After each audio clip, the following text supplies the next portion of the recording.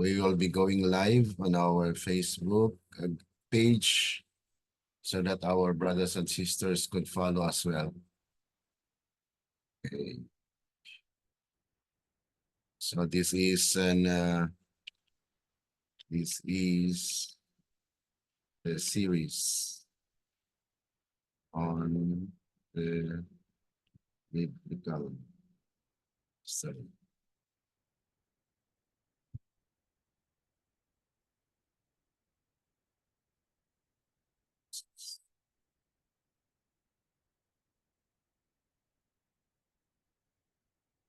Okay, good morning and happy day to each one of us. Okay, now we will be going live. Okay, welcome and good morning to everyone. Those who will be following our FB page, we would like to praise God for this opportunity again that we could continue on with our biblical history on the book of Genesis. Now, before we go on, I will just play a song so that we have this inspirational song that will remind us of minsan ay marami po tayong mga katulungan at marami pong mga kaparaanan ang Panginoon ay tayo'y inalalayan. Katulad po sa karanasan ni Lot na kung saan ay talagang inalalayan po sila na palabas po doon sa Sodom and Gomorrah. So, ito po ang ating pakinggan.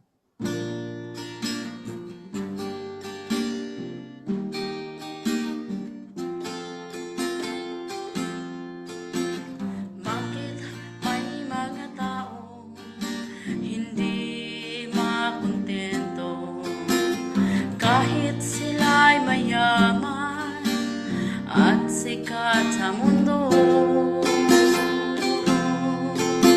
Maraming ari-arian at kapangyarihan, hindi alintana, buhay nila ay may hangganan.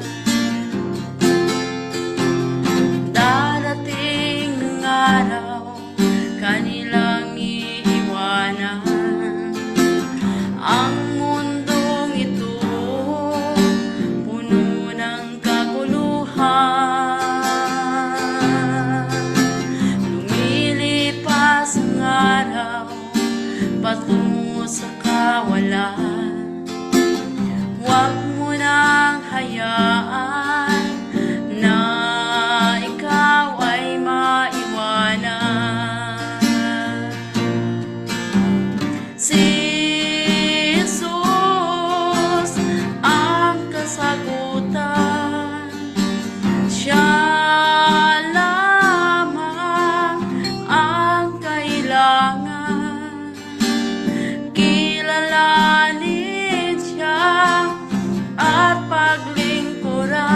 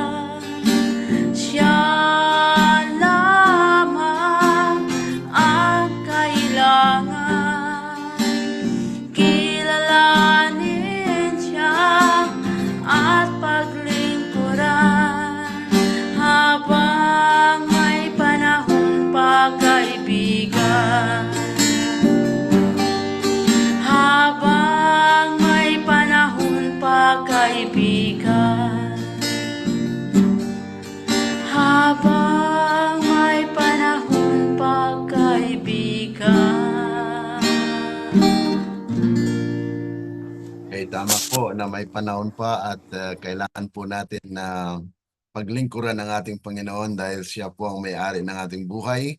Katulad po dito sa karanasan ni Lot na kung saan ay pagtakas po nila mula doon sa Sodom and Gomorrah ay wala po siyang dinala. O lahat ng mga ari-arian na kanyang inangkin or nagkaroon po siya ng ari-arian doon sa Sodom and Gomorrah na kung saan ay kinilala din po siya ayon sa ibang mga sources ay especially dito sa kanyang pagiging popular din po sa Sodom and Gomorrah. Naging mayor po siya or a leader doon dahil noong nagbisita po ang dalawang anghel doon ay nasa pintuan ng bayan siya. So para bagang dito ay mayroon po siyang katungkulan na siya ay nagbabantay dito sa gate or kinikilala po yan na kung saan ay mayroon po siyang katungkulan doon sa bayan ng Sodom and Gomorrah. Kaya sa ngayon pa lang ay atin pong inimbitahan ang lahat ng mga kapatiran na magpatuloy po sa ating pag-aaral sa serye na ito dahil dito po ay biblical history, a foundation where we get the understanding of the prophecy as well. Okay? Bago po tayo manalangin, nice ko pong i-share itong prayer thought po natin. Every time na mayroon po tayong serye natin ay mayroon po tayong prayer thought na kung saan ito po yung sa loobin natin sa ating pananalangin. Conflict and Courage, page 53, paragraph 4 and 5, sabi po rito, the judgment of God are soon to be poured out upon the earth. Escape for your life. Ito po yung sinabi kay Lot at kanyang pamilya na tumakas, okay, para po sa kanilang buhay. Is the warning from the angels of God. Other voices are heard saying, do not become excited. There is no cause for special alarm. Those who are at ease in Zion cry, peace and safety.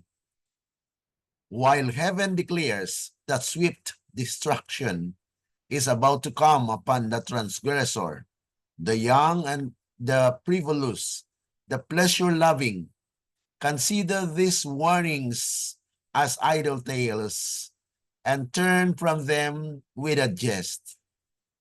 Parents are inclined to think their children about right in the matter, and all sleep on at ease. Thus it was at the destruction of the old world when Sodom and Gomorrah were consumed by fire. On a night prior to their destruction, the cities of the plain rioted in pleasure. They actually want to have pleasure, that they want to have the sexual relationship with the two visitors of Lot. Na nais po nila na they can have access to happiness. Lot was derided for his fears and warnings, but it was these coffers that perish in the flames.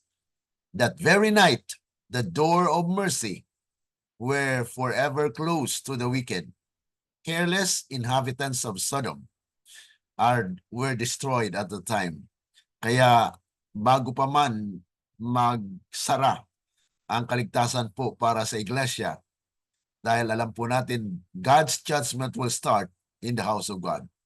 1 Peter chapter 4 verse 17. It says, the same voice that warned Lot to leave Sodom bids us come out from among them and be separate and touch not the unclean. 2 Corinthians 6:17. Those who obey this warning will find a refuge. So ito po ang ating saloobin sa ating panalangin na kung saan ang paghatol po ng Panginoon ay darating, ibuhos po sa lupa. Kaya nga po sabi rin ng anghel ay tumakas ka para sa iyong buhay. tayo po ay may personal na responsibilidad and accountability to be saved. At nais po ng Panginoon na ang ating desisyon ay maging pabor sa ating buhay. No? God has given us the free will, but yet when the close of probation comes, or the time where mercy will be close, God will actually make us able. He will help us.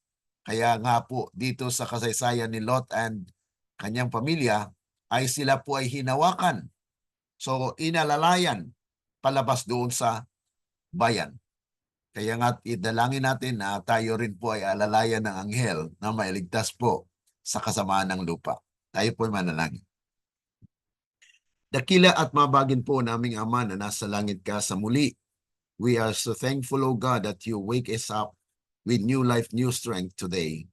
Now, as we start the day, we'd like to thank you for this privilege na Panginoon ay nandito kami upang patuloy na pag-aralan po ang mga biblical history na nangyari at ito po nawa ay maging leksyon po sa amin na sinulat ito para po at aming matunghayan kung paano po mamuhay ng sangayon po sa inyong kalooban.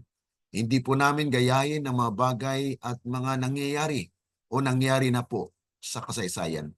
Tulungan nawa kami na sa pamagitan po ng inyong kapangyarihan ay amin pong mabata at mapananggumpayan ang mga hamon sa buhay dahil alam namin, Panginoon, na ang kaaway ay gumagawa rin po na kami po ay linlangin at akayin mula doon sa liwanag. Kaya't aming sinasampalatayanan na matanggap po namin ang biyaya at pagpapala sa araw na ito. Kasama po ng aming pamilya, kasama po ng aming mga kapatirang sumusubaybay po sa mga aral na ito po ay para sa amin na magkaroon kami ng katiyakan sa aming kaligtasan. Salamat, Panginoon. Ito po ay aming inaasahan na mangyari dahil lamang po sa matamis na pangalan ng aming Panginoong Yesus. Amen. Okay. Now, dito po tayo sa pagpapatuloy. We are now in chapter 19 verses 17 to 22. Ito po ay part 2 po ng destruction of Sodom and Gomorrah. Ngunit dito po ay escape. The escape from Sodom. Okay, basahin po natin ang 17 to 22.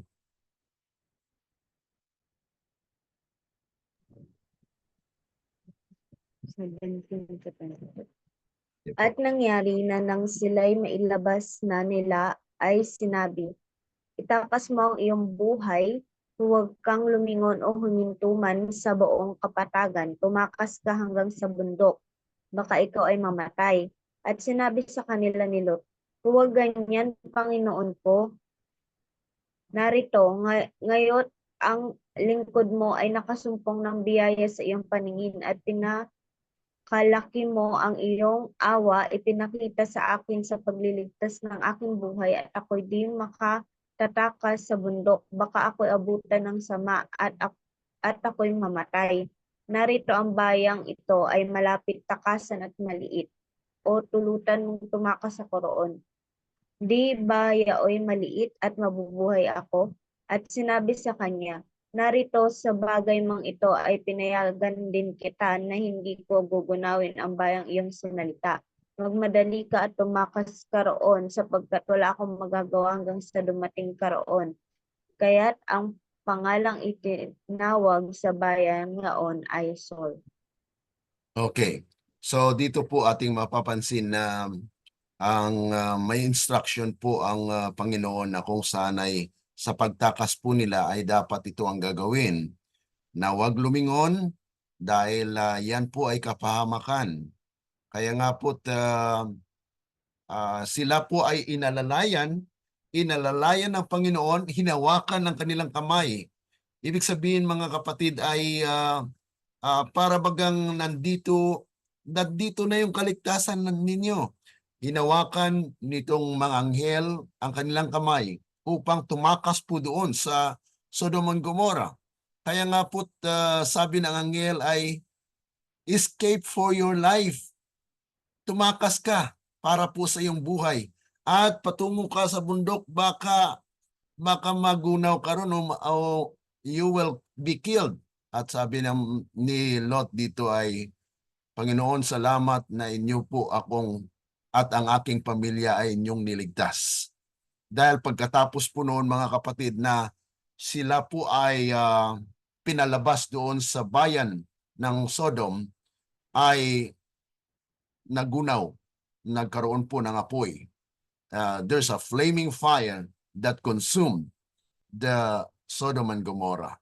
Kaya nga po dito ating mapapansin na nagpasalamat po si Lot na kung saan ay nandoon po yung awa ng Panginoon. So yung kanyang paghawak sa mga kamay na para bagang sa ating tingin ay pinilit sila na palabasin doon, na kung saan ay inalalayan sila palabas doon sa Sodom and Gomorrah. Because the Lord doesn't like, hindi niya po gusto na sila po ay mapahamak din. Na nangusap po si Abram na, Panginoon, kung mayroong 10, masampu na lang na maniniwala, will you destroy the righteous with the wicked in Sodom and Gomorrah? Sabi ng Panginoon, mga kapatid, ay, no, I will not destroy dahil dito sa 10. Ngunit wala pong natagpuan na ganun. They are just 4 lang po sila. No? Si Lot, ang kanyang asawa, at yung 2 anak. Na sinabihan po na yung mga maging manugang, yung mga nanliligaw sa mga anak ni Lot na tumakas kasama nila, ngunit tinawanan lang po sila na para bagang hindi, parang nagbibiro lang si Lot. Pero mga kapatid, ito po ang nangyari. Kaya nga po hinawakan sa mga kamay itong asawa, anak, mga anak ni Lot, palabas po doon sa siyudad, na kung saan ito po ay isang kapahayagan ng biyaya at mercy ng Panginoon, inaawa ang Panginoon. Nadali na kayo, lumabas na tayo dito because this place will be consumed. This will be destroyed. Kaya ito ay, the angel seems far more urgent to rescue. Mas talagang nandun po yung urgency ng pagtakas po nila doon mula sa Sodom and Gomorrah. Kaya nga po ay ito ay pag-rescue, pagligtas po ng Panginoon sa kanila, na kung saan ay nais ng Panginoon na mayroon pong ma-preserved, matupad po ang promise ng ating Panginoon na nandun pa rin po yung tinatawag na pagliligtas. Kaya sabi ni Lot dito, please, no Lord, Lot seems pathetic and whimpering in his prayer, especially in contrast to the bold intercession of Abraham in Genesis chapter 18. Dahil alam niya po yung kasaysayan o yung nangyari po na nandyan po, alam niya na ang kanyang tiyo o ang uncle niyang Abraham ay meron pong binigay na pag-asa or pangako na sila po ay ililigtas. At dito po makikita natin na si Lot ay nagkaroon po ng agam-agam. Panginoon, paano ako? Baka mamatay ako rito. Dahil yung kanilang puntahan po ay maliit na syudad. Baka masunog din or it will also be destroyed. Pero sabi ng Panginoon, no. Bagamat ito ay maliit, but tumakas kayo doon. Hanggang doon sa kabundukan. Kaya nga po itong si Lot ay just obey na talagang tumakas po. At sabi po rito, I cannot do anything until you arrive there. So, ibig sabihin ay iniwanan po sila ng anghel na kung saan ay okay, tumakas na kayo because the city of Sodom and Gomorrah will be destroyed. Kaya nga po dito ay makikita natin that God is really taking care of His people until they will be saved, mga kapatid. So ganyan po yung pagmamahal ng Panginoon sa atin, na itong si Lot ay nagpasalamat na, salamat Panginoon sa inyong kaawaan na inyo kaming niligtas kasama po ng aking pamilya. And then, therefore, the name of the city was named Zoar. The name Zoar means small and insignificant. Yan po yung lugar na kanilang tatakasan. Ibig sabihin, yan po ay palabas na sa labas ng Sodom and Gomorrah. Ngunit dito mga kapatid, makita natin na klaro yung instruction ng anghel na sa kanilang pagtakas ay huwag lumingon. Pero ano nangyari po? Okay, tingnan po natin sa verses, okay, verses 23 to 26.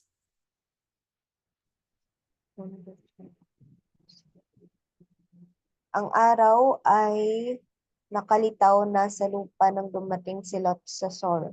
Nang magkagaya nagpaulan ng Panginoon sa Sodoma at Gomora ng asopre at apoy mula sa Panginoon na buhat sa langit. At ginunaw niya ang mga bayang yaon at ang buong kapatagan at ang lahat ng nanahan sa mga bayang yaon at ang tumutubo sa lupang yaon. Datapwat ang asawa ni Lot ay lumingon sa likuran ni Lot at naging haliging asin. So ito po ang mga ang nangyayari na malungkot sa buhay ni Lot na kung saan ay yes, tumakas po sila doon mula sa Sodom and Gomorrah na wala po silang dala-dala. They are escaping for their life. Ang lahat po nilang ari-arian ay hindi po nadala. At yun po ay natupok sa apoy. At kaya nga po sinabihan sila ng anghel, huwag lumingon. Pero ano pong nangyari? Na noong sila ay pumasok doon sa Zoar, yung Zoar na yun pong binabanggit ni Lot, na Panginoon, ito ay maliit na lugar na mabuhay kaya di kami dito. At yun na nga po mga kapatid, ang sabi ng Panginoon, just for a moment, at least you will be safe dito. Kaya nga po yun ang paraan ng Panginoon na bagamat insignificant yung place ng Zoar, ay ganun pa man, yan po ang naging shield po nila during that time when Sodom and Gomorrah is on fire, mga kapatid. So, sabi rito, as the angel said in Genesis chapter 19, verse 22, judgment could not come upon Sodom and Gomorrah until Lot and his family were safe in Zoar. Otherwise, it would violate God's promise to Abraham, at least in principle. Dahil nangusap po si Abraham na will you destroy the righteous with the wicked? Kung mga kapatid, kung mayroon lang 50 at hanggang bumawas hanggang 10, sabi ng anghel, kung mayroong 10 ay hindi ko i-destroy yung Sodom and Gomorrah. Ngunit walang natagpuan. Kaya God actually deliver the righteous one. So yun po yung mga niligtas ng Panginoon na kung saan ay mula doon sa pagkatupok sa apoy. Yan po yung nangyari po dito sa bahagi ng biblical history na kung saan ay pagkatapos po na nakarating sila doon sa Zoar, insignificant place, a small city, ay nagkaroon po ng nag-ulan ng fire, ng apoy doon sa Sodom and Gomorrah. These cities were judged completely and severely, but only after God confirmed their great wickedness and gave them a righteous witness in Lot. Kaya nakita po yun. Talagang nakita ng ebidensya.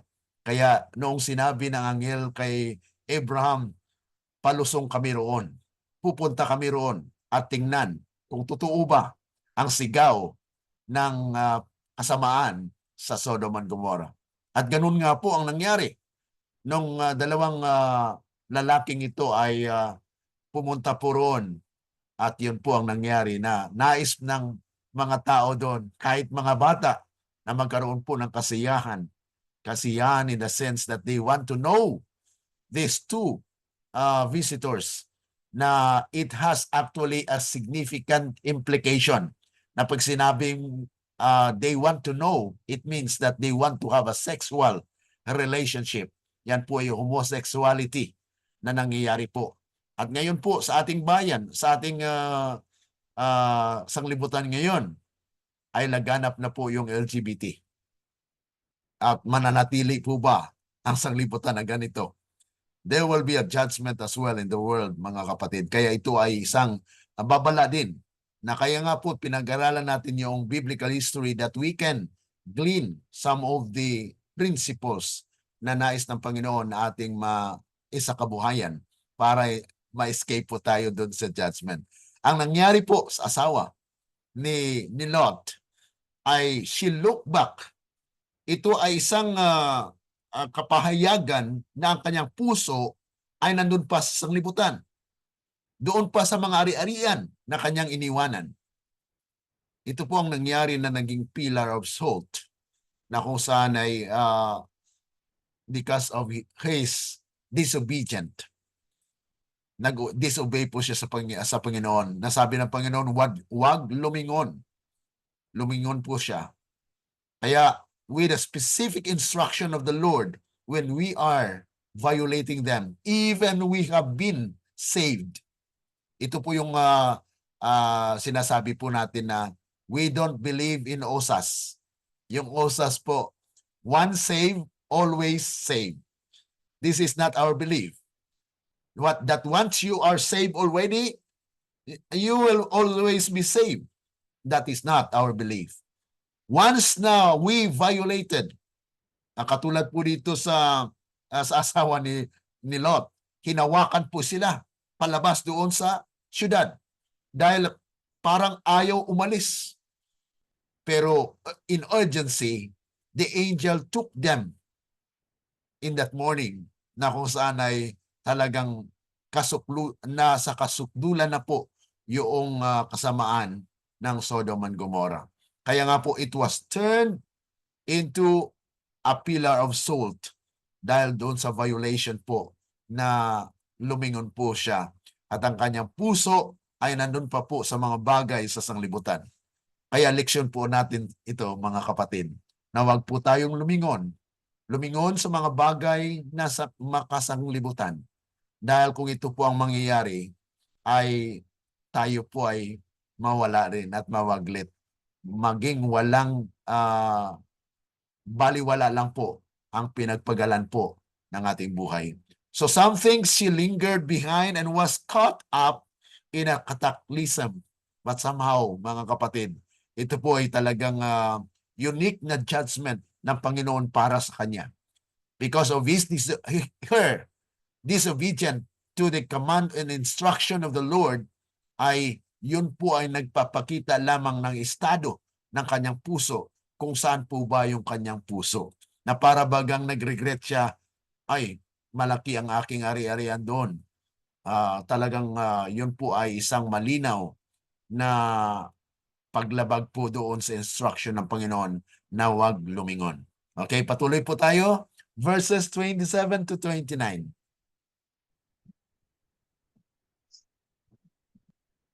At si Abraham ay sumampang maaga ng kinaumagahan sa dakong pinatayuan niya sa harap ng Panginoon. At siya'y tumingin sa dakong Sodoma at Gomorrah at sa buong lupain ng kapatagan at tumanaw at narito, ang usok ng lupain ay napaiilanglang na parang usok ng isang horno. At nangyari na nang gunawin ng Diyos ang mga bayan ng kapatagan na naalala ng Diyos si Abraham at pinalabas si Lot mula sa gitna ng pinagunawan ng gunawin ng mga bayan na kinatitira ni Lot. Okay, so dito po ay maalala po ninyo na kung saan ay nagkaroon ng visitor si Abraham na 3. At yun na nga po ay sinabi na habang sila po ay palayo at hinatid ni Abraham itong kanyang mga bisita, ang dalawa po ay nauna at ang naiwan po doon ay ang Panginoon at nag-usap po sila na Panginoon, dahil doon sa nais ng anghel na sabi ng anghel ay wala akong ipagkait sa iyo na aking sasabihin sa inyo na I will destroy Sodom and Gomorrah. Kaya nga po ay si Abraham ay doon nagsabi na will you destroy the righteous as well? Eh kung mayroon pong 50, mayroong 45, mayroong 40, mayroong 35, mayroong 30, hanggang 20, hanggang 10, will you still destroy the city? And the angel and the Lord says, no, I will not destroy if there are 10. Pero mga kapatid, walang 10. Kaya nga po natuloy ang destruction at yung mga ang pamilya ni Lot ang siyang inakay ng Panginoon na iligtas because of His mercy. So this is a demonstration of God's mercy na kinilala din po ni Lot na nagpasalamat siya. Salamat sa iyong kaawaan na inyong niligtas ang aking pamilya. Kaya't mayroon pa po siyang agam-agam na baka matupok din at baka mamatay din ako dito sa maliit na bayan na ito. Kasi ang Sur is little and insignificant city na yun po ang kanyang agam-agam na baka mamatay din siya doon. So he is actually concerned of his life as well. Ngunit ito ang nangyari at si Abraham ay talagang nakita niya na natupok yung Sodom and Gomorrah. Maalala ninyo nung before sila nagkahiwalay ni Lot na manirahan na pinapili ni Abraham si Lot. Okay, saan ang gusto mong manirahan? If you choose on the left, I will go right. If you choose on the right, I will go on the left. Pinili ni Lot ang lupain na he think it has a green pasture. Ngunit ang green pasture po ay nawala sa pagkakataong ito. Tiningnan, nakita ni Abraham na natupok ang lupain at walang matira po doon. So this is actually a significant part of the history that this is actually that testifies that in the last days as well, there will be an event that will also needs your personal decision. Okay, so he saw and behold the smoke of the land, which went up like a smoke of the furnace. When Abraham saw the smoke on the cities and their destruction, he knew that his request was answered. God delivered Lot before the destruction came. Dahil yun po yung kanyang negotiation sa anghel. Now, will you destroy the righteous with the wicked? Ngayon po mga kapatid, may mga righteous pa. So therefore, dahil hindi po umabot doon sa 10, ay he just deliver and save the 4 away from that city.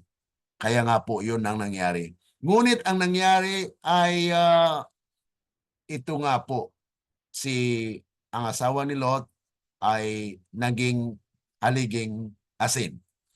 At itong pagkita ni Abraham na nasunog itong Sodom and Gomorrah is a picture of the future that will come because he is the father of faith. And so those who are righteous will be saved. But yet those who will disobey with the will of the Lord will also be consumed, mga kapatid. Kaya itong nangyari po sa asawa ni Lot is a significant part of the God's judgment na mayroon pong personal na kahantungan itong pag-violate ng asawa po ni Lot. Patuloy po tayo sa verses 30 to 32.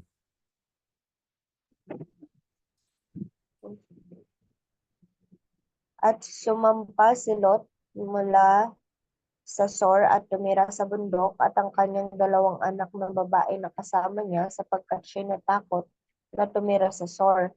At siya'y tumira sa isang yungib, siya at ang kanyang 2 anak na babae. At sinabi ng panganay sa bunso, ang ating ama ay matanda at walang lalaki sa lupa na sumiping sa atin ayon sa ugali ng sangkalupaan. Halika, painumin natin ng alak at ang ating ama at tayo sumiping sa kanya upang mapalagi natin ang binhi ng ating ama. Okay. So ito po ang masaklap na nangyari dahil ang association with the wickedness in Sodom and Gomorrah has been manifested nandun po sa mga anak ni Lot. Na kung saan ay ito pong nangyayari ay bagamat napakasuklam na pangyayaring ito at magtatanong tayo siguro bakit sinama ito dito sa Biblia na ganito ang mga pangyayari na kung saan ay ang mga anak ay nagplano na sumiping doon sa kanilang ama para maparami at ma-preserve yung lahi ng kanyang ama. Kaya ito po ang dahilan kung bakit nagkaroon po ng awayan. Alam niyo po ba na kung sino po yung naging anak po ng mga anak ni Lot? Noong sumiping po sila at nagkaanak po, ito ngayon ay lumabas na may isang kalaban ang Israel na ito po ay sa grupo o sa tribo ng mga Moabites at saka Amorites. Okay, mga Amon. Ito po ay yung nangyari po talaga sa kasaysayan natin pong malalaman po yan. Kaya dito makuha natin, ma-identify natin na ito pala ang pinanggalingan ng Moabites. Okay, tingnan po natin, no? Na kung saan ay dito po ay nanirahan po sila sa cave. At dahil po nakita ng 2 anak ni Lot na si Lot lang ang mag-isa kasi they are in a city where insignificant, tinawag nga po yung Zoar dahil it's a small and insignificant place at dito nanirahan po sila sa bundok at doon po mga kapatid nangyari na nagplano po sila na pinainom po nila yung kanilang ama. Okay? Siguro along the way, they have bought something or they bring something from their home, yung inumin. Ay pinainom po nila si Lot at nalasing at ganun nga po nangyari na nagkaroon po ng sexual relationship na nangyari. At ito nga po ang pangyayari dito sa kasaysayan na kung saan ay hindi man kaaya-aya sa paningin ng Panginoon. Bagamat nandito na po, niligtas na po sila, pero mga kapatid ay mayroon pong tinatawag natin na influence of wickedness na kanilang nakita at naging bahagi po ng kanilang buhay. Kaya nga po, sabi rito sa plano nila, we will lie with him. Sisiping tayo sa kanila, okay, mauna ka, ikaw ang panganay, tapos ako ang sunod. So yan po ang nangyari. That we may preserve the lineage of our father. Mayroon po silang sariling panukala. Minsan mga kapatid ay sa buhay natin, mayroon din tayong sariling plano. Kaya dapat isanggunin natin sa Panginoon. Panginoon, tama ba ito? So kung yan nga po ang nangyari dito na kung sanay, this is a remarkable and seemingly disparate scene from Lot's daughters. Some suggest that they believed that the whole world had perished with Sodom and Gomorrah. Yun po ang paniniwala nila. Siguro ay wala nang lalaki dito. Tayo na lang. So para ma-preserve ay sisiping tayo para magkaanak tayo. So anong nangyari pa nga mga kapatid, ito nga ay nangyari na ito ay naging kasamaan po sa kasaysayan ng sanglibutan ito. Okay, patuloy po tayo sa pagtatapos. Itong verses ng 33 to 38. Ito po yung katapusang bahagi ng ating chapter 19. At pinainom nila ng alak ang kanilang ama ng gabing yaon, at pumasok ang panganay at sumiping sa kanyang ama, at hindi na alaman ng ama nang siya'y mahigani nang siya'y magbangon. At nangyari ng kinabukasan na sinabi ng panganay sa bunso, "Narito ako'y sumiping kagabi sa aking ama. Painumin din natin ang alak sa gabing ito at pumasok ka at sumiping ka sa kanya upang mapalagi natin ang binhi ng ating ama." At pinainom din nila ng alak ang kanilang ama sa gabing yaon, at nagtindig ang bunso at sumiping sa ama, at hindi na alaman ng ama nang siya'y mahigani nang siya'y magbangon. Sa ganito'y kapwa nagdalang tao ang mga anak ni Lot sa pamamagitan ng kanilang ama, at nanganak ang panganay ng isang lalaki, at tinawag ang kanyang ngalang Moab, na siya ngang ama ng mga Moabita hanggang sa araw na ito. At ang bunso ay nanganak din ng isang lalaki, at tinawag ang kanyang pangalang Men-Ami, na siya ngang ama ng mga anak ni Amon Amon. hanggang ngayon.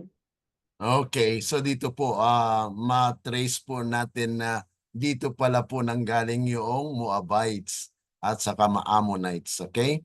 So ito po yung kaganapan dito sa biblical history na kung saan these are actually the obstacles.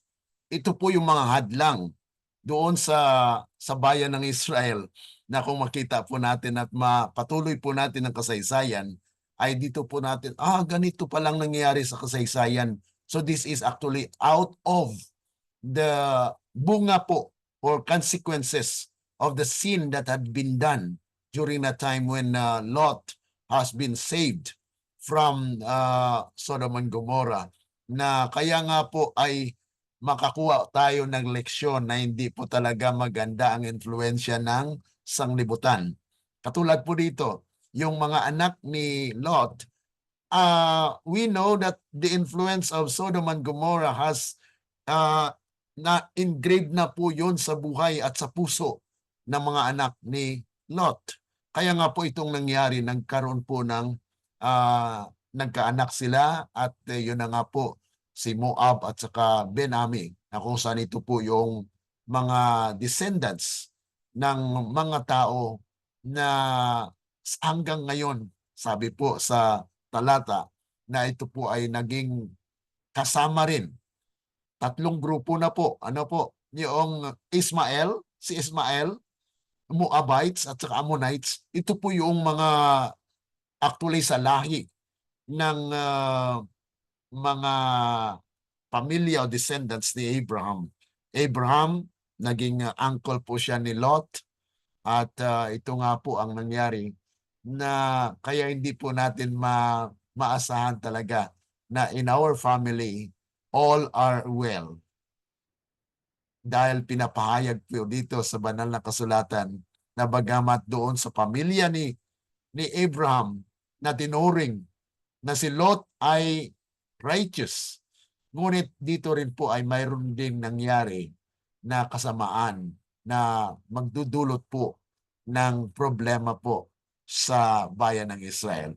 Ayon po dito sa inspiration, basahin ko po sa Mind, Character, and Personality, Volume 1, 147, na galing din po ito sa Patriarchs and Prophets, page 167, 168. Lot's daughters ruined by evil environment. Yun po yung background niya. Na bakit nagawa nila ito? Because of the influence of Sodom and Gomorrah. They live in a city where wickedness is talagang mataas po yung wickedness doon. So Lot dwelled but a short time in Zoar. Iniquity prevailed there as in Sodom, and he feared to remain, lest the city should be destroyed. Not long after, Zoar was consumed, as God had purposed. Yun din pong nangyari, na sa maliit lang na city na yon ay God also has destroyed, mga kapatid, because of this wickedness. Lot made his way to the mountains and abode in a cave, stripped of all for which he had dared to subject his family to the influence of a wicked city. But the curse of Sodom followed him even here. The sinful conduct of his daughters was the result of what? Of the evil associations of that vile place. Its moral corruption had become so interwoven with their character that they could not distinguish between good and evil. Lot's only posterity, the Moabites and Ammonites, were vile, idolatrous tribes, rebels against God, and bitter enemies of His people. Yan po ang sabi ng inspiration na dahil po dito sa kasalanan na ginawa ng mga anak ni Lot sa kanyang mga anak. Okay? Ito po ang nangyari dahil pinainom nila si Lot at yun na nga po ay nagkaroon ng nabuntis itong dalawa at nagkaanak kay Moab at saka Ammon. At ito nga po ay naging kalaban po ng Israel na kung saan ay ang Moabites at saka yung Ammonites ay kasama na po ng Ismaelites o Ismael, yung mga Arab nations. So these are actually the challenge for God's people in these last days. Kaya yun po yung background kung bakit mayroon pong mga idwaan, mayroon pong paawayan, because these are actually the result of the sin, wickedness of the world. Kaya bilang nasa present truth believers o present truth tayo mga kapatid, we need to recognize that it happens that even the family of those who will be saved will be used against you. So yun po mga kapatid ang talagang mangyayari, na kaya maging aware po tayo na hindi tayo kampante na yes, they are our family, but if they are doing wickedness, then they are be used by Satan to challenge our faith as well mga kapatid. Sabi pa po rito, what a failure was Lot's home. What a great loss. Two causes underlay all that came upon him. First, because he pitched his tent toward Sodom. And second, because he neglected to bring up his household in the fear of God. Yan po ang kanyang pinili ni Lot. Na pinili niya po yung green pasture. Pinili niya po na mapahiwalay sa Diyos. Na malayo. Na yun na nga po ay kung nakita niya yung wickedness of the city, why he stay there? Kaya nga po kung pananatili po tayo sa isang lugar ng influensya ng kasamaan ay nandoon, then we are putting our family in a situation, dangerous situation. Kaya ang sabi nga ng Panginoon mga kapatid, we need to go away from the city. So if you have your family in these last days, plan for that. Kung saan ang ating mga anak ay yan na nga po ay layo talaga. Dapat mayroon po talaga silang haven for the godly influences. Kaya kailangan po ng gabay ng pamilya. Na kung saan ay sabi nga po rito na moreover, Lot led into truth and righteousness even 10 souls out of that vast population of Sodom. He would have spared both Sodom and Gomorrah from destruction. Kung kanan niyang na-influensyahan po yung 10 lang po na kanyang nadala. Ibig sabihin kung namuhay siya doon ang influensya niya, may nagligtas siya doon, mayroong pong influensya kahit yung mga maging manugang niya. Sana ay na-influensya niya ay maligtas niya pa kahit yung bayan ng Sodom and Gomorrah. Pero wala po mga kapatid. Kaya ito ay challenge po sa atin na mayroon po ba tayong nadala sa ating pamilya?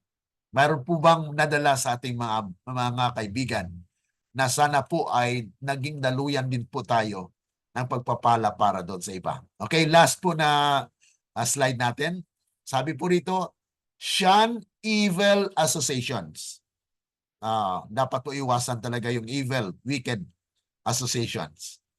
Few realize the importance of shunning so far as possible all associations unfriendly to religious life.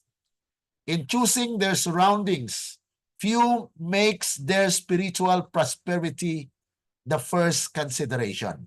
Yan po ang leksyon na ating matutunan po dito sa biblical history. Parents flock with their families to the cities because they fancy it easier to obtain a livelihood there than in the country. Kaya nga po ay sabi nila ay mas maraming kwan dito, trabaho. Ayaw pumunta doon sa provinces. Ayaw pumunta doon sa lugar na iniisip nila na walang trabaho. Walang trabaho doon. Anong gagawin ko doon? Yan po ay maging challenge din sa atin. Kaya this lesson will actually make us decide on something na ano pong gagawin natin. Will we allow our children in the midst of this wicked world today na nais ng Panginoon ay maghiwalay kayo. Ibig sabihin, tumakas kayo sa iyong buhay na iligtas niyo ang iyong pamilya. Live a righteous life. Yan po ang nais ng Panginoon. Pero kung nais natin na mananatili at ma-influensyahan po yung mga anak natin, then we stay in the city and we will be destroyed. Yan po ang sinasabi ng Panginoon dito sa biblical history na ito, mga kapatid. Nasabi po rito, the children having nothing to do when not in school obtain a street education. From evil associates they acquire habits of vice and dissipation. The parents see all this, but it will require a sacrifice to correct their error. And they stay where they are until Satan gains full control of their children. Better sacrifice any and every worldly consideration than to imperil the precious souls committed to your care. Kaya hamon po ito sa mga magulang na yes, you can live parang sabihin natin langit na, no? You have a lot of things here, things in Sodom and Gomorrah, kaya they stay there. Pero mga kapatid, anong nangyari? It's a great loss for Lot. Namuhay nga sila. Lumaki ang kanilang mga anak doon. Ngunit ano pong nangyari? He became great according sa inspiration, mga kapatid. He became a great man. Tinutukoy po dito ay si Lot. Perhaps the mayor of the city, as some thinks. And thus it was there he sat at the gate of Sodom. Most likely, though, he sat there waiting for strangers to invite home. True, Lot's family had exciting, riotous living among the Sodomites, but the fun did not last forever. And Lot overnight lost everything he ever possessed. He came out the poorest of the poor. Lot, you see, paid high for his fun. And if you want to pay such a price for your fun, you may do as he did. Yan po ang challenge. Na kung nais po natin na mamuhay katulad kay Lot, and you will be destroyed, okay. God allow, okay, if you want, then God will not force you. So, God wants to save you, but you don't want to be saved. So this is where the history is to be repeated. Mayroon po mga tao talaga na pipiliin yung mga bagay na mas madali, ano? Ayaw po mag-sacrifice na makamahirapan tayo doon. So they will ask, do I have a job there? Do I have something there? Yan po ang nangyari. But Abraham just lived to the Lord. Ngunit itong si Lot, mga kapatid, ay pinili niya po the greener pasture. Marami po sa atin ang mangyayari na ganito rin. Kung hindi po natin tingnan at pagtiwalaan ng Panginoon na kung saan po tayo dalhin. Nais sa Panginoon na we live away from the influence of the wickedness. And so when God judge, it will be in accordance with what we know and what we do. God has given us the guidelines, the mga counsels ng Panginoon, pero kung mananatili po tayo doon sa gusto natin, then we will suffer the consequence. Any reaction po mga kapatid? Medyo masama ang nangyari po dito kay Lot, ano? Sister Susan. Magandang umaga po, Magandang umaga po. Brother Glenn. Yung sitwasyon po dito sa isla, yung pong bahay na dating treasure ng simbahan, Opo. ay nakagraduate na po lahat ng anak. At ang sabi nila sa akin ay walang hanap buhay dyan, paroon sa syudad, at kami rito ay walang maayos na trabaho. Magkakatrabaho naman po dito, pero yung pong karunungan na may liwanag sa Diyos, lahat po ng mga tao ay ang iniisip ay edukasyon para makapamuhay. Pero nakakalungkot po yung kasaysayan na ito ni Lot, dahil nangyayari po ito sa bawat pamilya, na pag nakatapos na, wala na pong Diyos. Sarili na po ang kumikilos. Kaya ang nasa akin pong heart ngayon ay paano makaka-escape ang mga natuto ng Word of God, tapos ay tinuruan sila pero wala namang laman ang kanilang puso. Kaya napakalaking babala po ito na para hindi mawasak, magkaroon talaga ng poor of the poorest. Na nakakalungkot po yung kahulugan ng salitang iyon, na si Lot ay naging ganon, nawala, lost talaga siya, nawala talaga siya. Pati yung kanyang desisyon, may takot po siya. Sabi niya, pumunta siya doon sa liblib na lugar sa Yungib dahil may takot. At nagtago siya sa syudad, naroon siya sa syudad, pero inilabas siya ng Diyos dun sa Sodoma, tapos dinala siya sa isang maliit na lugar, natakot siya. Pumunta pa siya sa liblib na lugar, at doon ay nakakalungkot na may dala pa pong alak yung kanyang mga anak. Kaya yung pong kultura talaga, sa oras pong ito, yung kultura talaga ng syudad ay para sa pansariling kapakanan, hindi para sa Diyos. Kaya yung pong salamat po na yung malalim na sign and cry, pinapakita po na ay inihahayag po ng Diyos na yun ang dapat na maganap at magsalita para sa mga anak, sa pamilya. Hindi po pwedeng itago yung Word of God na ilagay lamang dun sa ilalim ng mga higaan o lamesa, itago sa dilim, kundi talaga pong dapat lumiwanag. At dito po sa lugar na ito, ang inihayag ng Diyos ay may 10 dun sa church na maligtas, makakapagsalita na sa iba. Ganon din po yung aking mga anak. Meron po ako ditong anak na siya po ay tawag ding pastor, at meron po akong manugang na ngayon po unti-unti pong nililiwanagan ng Lord. Bali 7 na po kami dito. Ikawalo po siguro ako. Amen. Pero yung isa po yung nasa isla, at siya po ay umalis, iniwanan yung bahay pinaupahan na dati ko na po tinitirhan. Hindi ko na po kayang tumira, matanda na ako at malawak po yun.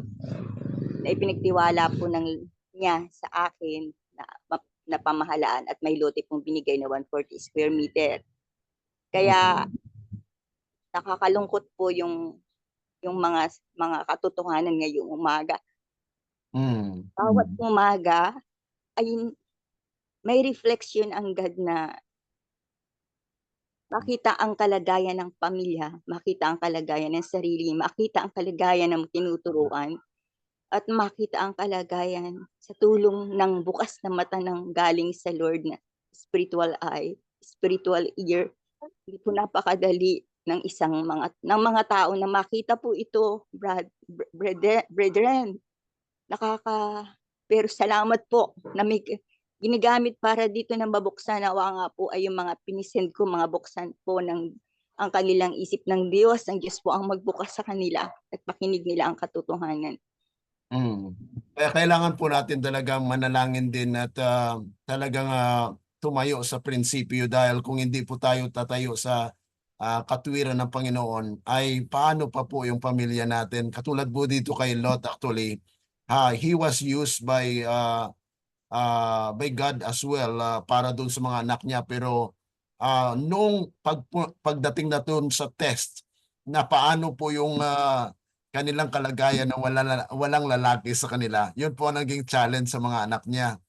Paano na yung lahi ng father natin? Wala na. So they are actually anxious of tomorrow. Kaya nga po, yan po ay maging test din, na we are anxious of a lot of things in this world, pero hindi natin inuna ang Panginoon. Panginoon, ano ba ang kalooban mo sa amin? Bakit nawala ang lahat? Kasi wala na sila, wala nang ari-arian. So, naging boring sila doon. Minsan, mga kapatid, may mga tao po na sa buhay ng tao ngayon ay parang boring na sa kanila pag walang kasiyahan, walang satisfaction ng kanilang sarili.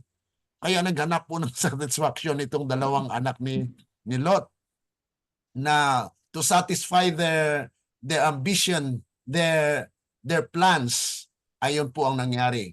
Nagkaroon po ng kasamaan. Kaya nga po, nagbunga ito, at ito na ngayon, mayroon pong mga Moabites at saka ang mga Ammonites na naging kalaban po ng lahi ni Abraham, lahi po ng Israel. Kaya yun po yung nangyari sa kasaysayan, at patuloy po nating maunawaan itong mga bagay na ito hanggat po sa panahon ni Kristo ay nandyan pa po yung mga lahing ito na kung saan ay it was prophesied as well, na kung saan ay ito ang mangyayari sa huling mga kapanahunan, na dumami po ang kasalanan. Kaya God would like to save the world through His church. Kaya nga po mayroon pong purification of the church. Okay? Amen. Okay, some more? Any reaction pa po? Mayroon pa po bang nais magsalita? Good morning po, Brother Glenn. Yeah, Sister Sonia, welcome and God.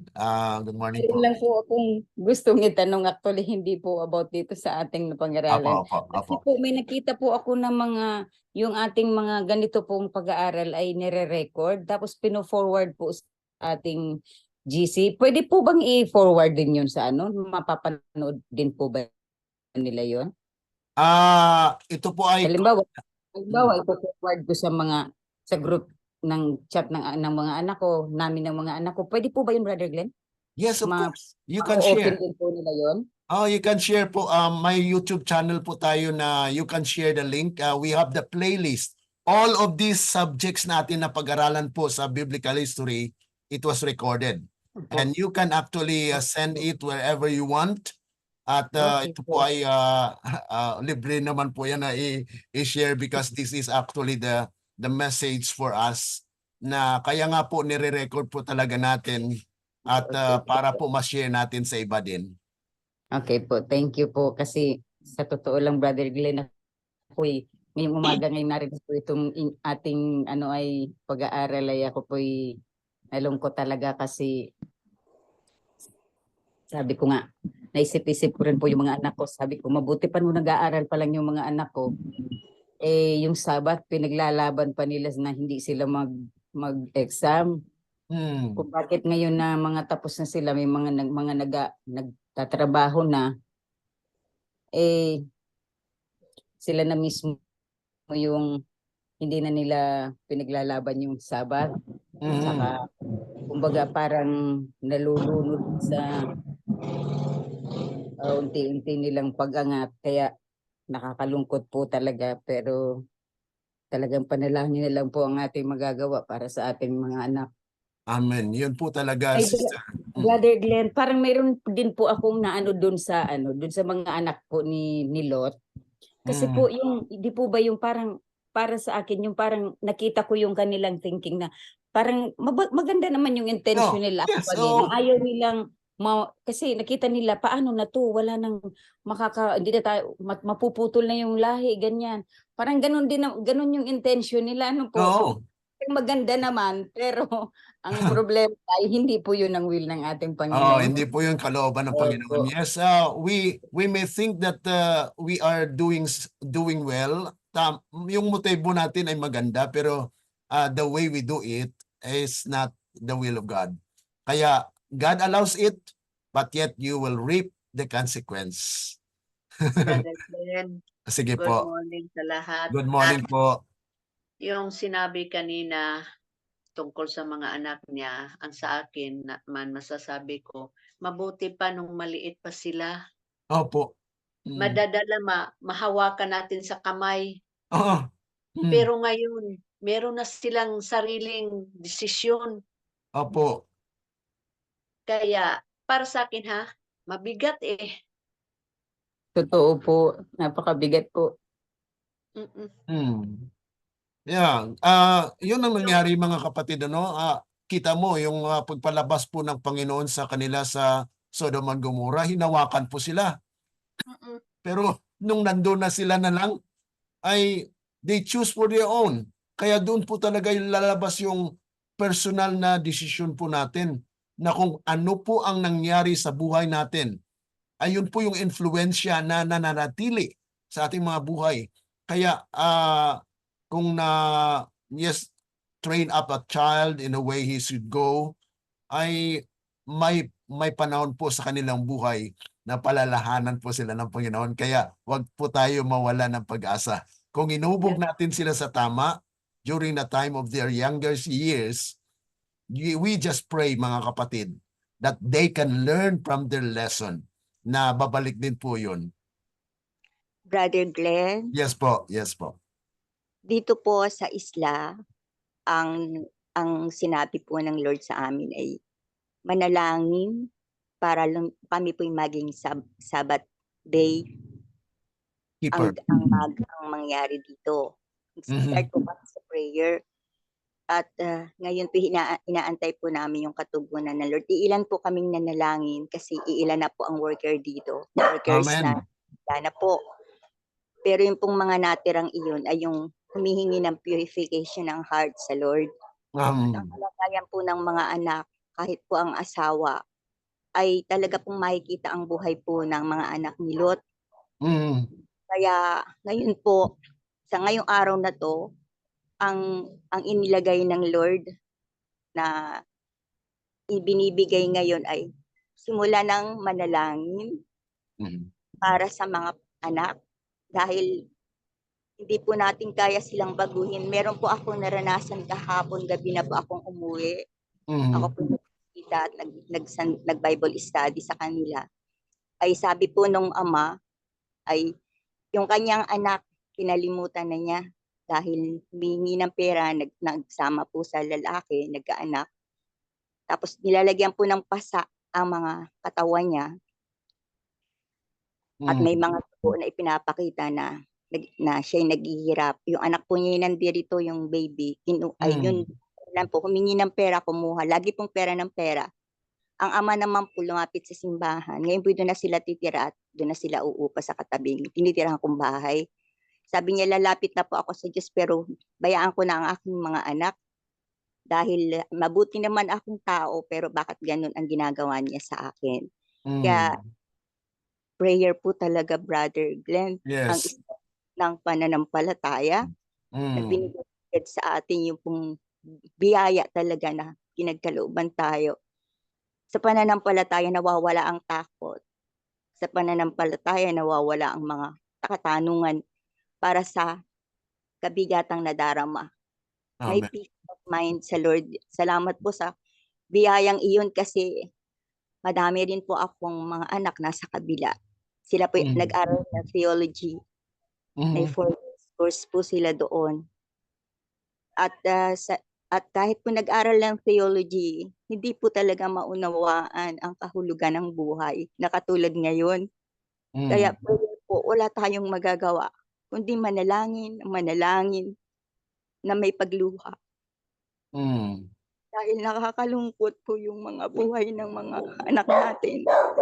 Pero by grace, naligtas ang anak ni Lot. Pero nagdesisyon pa rin ng mali. Kaya saan sila pupunta?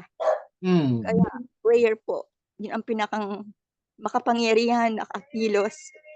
Dahil God can cast out all the contagion of evil. Kaya Amen.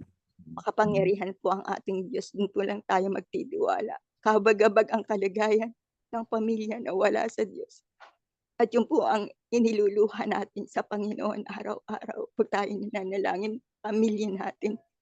Pero hindi na po pala pwede na sasabihin sa prayer ay yun lang lahat ng pangalan tapos na. Dapat po pala specific katulad ng pinag-aralan po natin. Specific prayer na ginawa po ni Abraham. Kaya po nagkasampo mula sa 50 ay nagkasampo kasi ipinakita ng Diyos na kung ilan yung pamilya mo, ipag-pray mong isa-isa sila katulad ng ginawa niya kay Lot. Kaya yun, isip ko ano yung pakinaan ng isa, ipanalangin yung bawat isa sa kanilang iba't ibang kahinaan. At salamat po na may Diyos na aagaw sa kanila para po madala sa Kingdom of God. Kaya napakabuti po ng Diyos sa umagang ito. Amen. Na may luha pong napapadama ang Lord yung grieve ng heart. Dahil galing sa Espiritu Santo ang totoong tunay na prayer na nagpapalaya. Kaya salamat po sa umagang ito. Napakabuti po ng ating Diyos. Okay, maraming salamat po, mga kapatid. Yes, Sister Sonia. Yes. Ulit na lang po. Kasi po naano ako doon sa yung dalawang anak ni Lot na maganda nga yung intention nila. Kasi po gusto ko lang pong i-ano sa inyo anong tawag nito, yung parang isang guni din po sa inyo kung tama din po yung aking kasi po ako lagi ko pong pinapanalangin sa Panginoon. Sabi ko sa Panginoon, Panginoon, sabi ko, whatever it takes, please save my children. Kung karamdaman man, kabiguan man sa kanilang mga pangarap, gawin niyo po sa kaliligtas nila. Tama po. Di po ba ako nagkakamali doon? Tama po yun kasi we are concerned with our children, a negative o positive, God will allow us just to save. Ito pong nangyayari actually sa buhay nila Abraham and Lot ay mga kwan po yan, God allows it that they could learn. And even us, we can learn from their experience na kung saan ay yes, hindi man natin gusto na mangyari po yung kasamaan o yung mangyari yung mga disgrasya o anumang pangyayari para maalaala lang. Actually, God allows them na yung minsan ay ang karamdaman ay magpaalala po sa iyo. Bakit? Dahil, Panginoon, sorry po, ito na nga ang resulta ng aking kasalanan. Ito, I reap it and then you will suffer. But when you go back to the Lord, He is just and faithful, merciful, na siya po talaga ay sa pamagitan po ng mga pangyayari sa ating buhay na nawalan man na tayo ng paalimbawa ay naputol dahil sa aksidente, dahil sa iyong pag-inom. Nangyari po yun ngayon na maalala mo, Panginoon, sana kung hindi ako uminom, hindi ako na ganito, hindi naputol ang paa ko. So yun po ang pagpapaalala ng Panginoon na it might not be a good what we call this, good na nangyari sa iyo, but God will return, mga kapatid, na may awa ang Panginoon na kung ikaw ay bumalik dahil doon sa mga karanasan na iyong naranasan ngayon, ay God will recompense. Babalik niya po yan at magkaroon ka ng buhay na walang hanggan. Yan po yung pag-asa na binibigay po ng Panginoon sa atin. Sa ato pa, Brother Glenn, sa ako, manggod, basta naan sila'y desisyon nga dili na ako gusto, ako silang ingnon nga hinaot ang Ginoo magabadlong nimo. Masuko akong anak mayon siya gitunglo man ko nimo. Tunglo ba na? Dili man siguro Because na of our siya love. Because of our love, sometimes, Lord, kung ano man po ang mangyari sa anak ko, let it be that save him. Ibig sabihin, nais nating maligtas. Bagamat mayroon pong pangyayari na negative sa tingin ng tao at sa isip ng tao, ngunit ang panukala mo po ay maligtas siya. Kaya Oo. Panginoon, iligtas mo po siya, Panginoon. Gawin niyo po kung anong nararapat para sa kanya. Ang Diyos po ay nakakalam niyan. Ang motibo natin, ang napaka-importante po, na mahal natin yung kapatid, yung anak natin, kapatid natin, ako sino man. Panginoon, paintulutan niyo po na mangyari ito para lang maligtas yung kanyang buhay. So dili na siya tunglo. Hindi po yung pag it's a consequence of the, kasi that is the law of nature, na kung ano pong ginawa mo, yun po ang anihin mo. Kung anong tinanim mo, yun na po ang gaganap. So, yun po ay mga consequences of evil and wickedness in this world. Pero mga Sakto po. kapatid, iligtas Sakto lang po po ang ang- kanyang buhay. Sakto pod ang usa nato ka igsuon nga iyang moingon siya sa Ginoo nga pahamtangi siya og silot ayaw lang kuha kinabuhi. Amen. Yan po ang sabi ng Panginoon kay Satan. Yes, you are allowed, you have the permission to touch Job. Pero mga kapatid, anong sabi ng Panginoon? Don't touch his life. Huwag mong kunin ang kanyang buhay. Oh.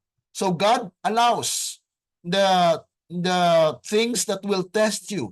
But bilang pagmamahal ng Panginoon, may awa po ang Panginoon kay Job na hindi niya po pinahintulutan na makuha ang buhay niya. Bakit? Kasi pag makuha po yung buhay niya, ay wala nang maibalik. Ibig sabihin, mga kapatid, nabuhay po si Job, kita mo, nawala sa kanyang mga anak niya, nawala yung ari-arian niya, pero after na nakalampas po siya doon, binalik ng Panginoon lahat. Mas doble pa. Ganun po ang pagmamahal ng ating Panginoon. Kaya salamat mga kapatid na atin pong nabuksan ng bagay na ito. Ito po ay napakagandang mga leksyon na kung saan ay matutunan po natin sa biblical history. Bagamat sabihin natin, parang kung lang yan, paulit-ulit lang yan. Pero mga kapatid, itong biblical history is a foundation of the prophecy that we need to learn as well. Hindi lang po puro prophecy yung pag-aralan natin, kundi we need to balance everything. Kaya nga po itong program natin na binigyan po natin pansin at salamat din po sa isang kabataan na nagnanais po na malaman yung biblical history. Na nandito po siya araw-araw po mula Monday hanggang Friday ay nagbigay po ng panahon, bagamat siya nag-aaral, ay nandito po siya upang patuloy na pag-aralan po yung biblical history because she wants a foundation on her faith para po sa kanyang buhay din. Kaya salamat sa Panginoon na nagkaroon po tayo ng program na ganito na mapakinabangan po ng ating mga kapatid. So I will send you the link, mga kapatid, ng playlist of all of these studies that we have, that we are focusing on the book of Genesis. Hanggang kwan po yan. The whole book ay nandyan po yan sa series. And you have the YouTube channel and the playlist of all of those lessons na atin pong mapag-aralan. Salamat po mga kapatid sa inyong participation. Salamat po, Brett. Nagsubra po tayo, Sister Veronica. Salamat. Sorry po kasi napakaganda po talaga ng mga talakayan natin at ito po ay mga leksyon natin. Bagamat nag-extend po tayo, this is actually we need to spend time as well para po sa ating mga kapatiran para may reaction and then makashare din po ng mga ideas po natin. Okay, salamat po at pwede po bang mag-request, Sister Sonia, kayo po mag-closing prayer? Sister Sonia, okay lang po sa inyo dyan? Pwede po bang wag muna? Ay, okay, good. Okay, sino po ang Salamat available? po. Okay lang po, Sister. Sister Susan, can you pray? Sige, okay po. Okay, sige po. Thank you. Ama namin sa langit, salamat po na pinagkalooban mo kami ng kagalakan na marinig po yung mga salita ng katotohanan. sa Bible history, kami po ay lumalakad upang ipaunawa mo ang foundation na ito ay para maunawaan din namin ang prophecy. Salamat po, Ama, na ibalansin namin sa kapangyarihan ng Espiritu ang aming mga buhay upang patuloy kaming makapag-aral ng katotohanang nagpapalaya sa amin at magpapalaya rin sa mga tapat mong lingkod na matuturuan upang sabihin din ito sa iba. Kaya salamat po sa buhay ni Brother Glenn, ni Sister Veronica, na patuloy na nariyan para turuan mo at gayon din po kami na tulungan mo kaming lahat na magkaroon ng oras para sa gawain ito na iniready mo para sa amin. Kaya purihin ka, O Diyos, ingatan po ang pamilya ni Brother Glenn, ingatan ang pamilya ng bawat taga-subaybay at lahat po ng madadagdag sa grupong ito. Lord, bless us so that we can see the enlightenment of our heart and our Yes, mind. Lord. Thank you, Lord. You are the one that give us the power to give us the knowledge, Lord, and understanding. Hindi po namin kaya yung understanding, Ama. Ang kaya namin ay ang aming katuwiran ang nasunod. Pero ngayon po, we bow down before your throne na yung katuwiran namin na naganap sa buhay namin nung past at kahit po ngayon ay tunay na maging maayos, ay linsunod sa liwanag ng Lord Jesus. Mangyari po ito sa amin upang ang bawat tatanggapin namin na salita galing sa iyo tuwing umaga at sa bawat araw at mga fellowship na katulad nito na Bible study, Lord, itinataas ka namin, gino-glorify ka namin, at niluluwalhati ka namin dahil walang ibang Diyos na bubuhay sa amin kundi ikaw, Ama namin, sa kapangyarihan ng pangalan ng Panginoong Jesus. Amen. Let the words of our mouth and the meditations of our hearts be acceptable unto thine sight, O Lord, our strength and our Redeemer. Amen. Amen po. Magandang araw at salamat po sa ating mga kapatid, yung mga taga-subaybay po. God bless you all. Thank you po. Okay? Bye-bye. Salamat. Okay, God bless.